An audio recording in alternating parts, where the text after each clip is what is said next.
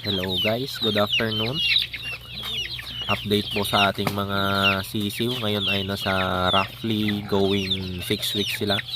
May mga ilan na 2 months old na. Itong mga nauna, mga 2 months old.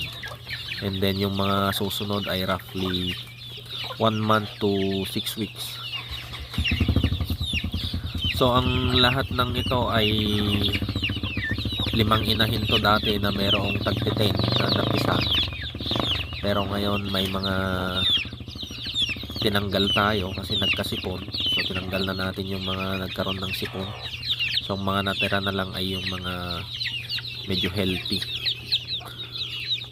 So completed na po yung kanilang vaccine from B1B1, Gumburo, NCD, and IB.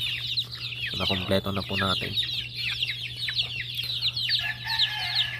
So bali ang kukunin lang po natin dito ay yung mga babae. Yung mga lalaki ay ibibigay natin sa tatay ko.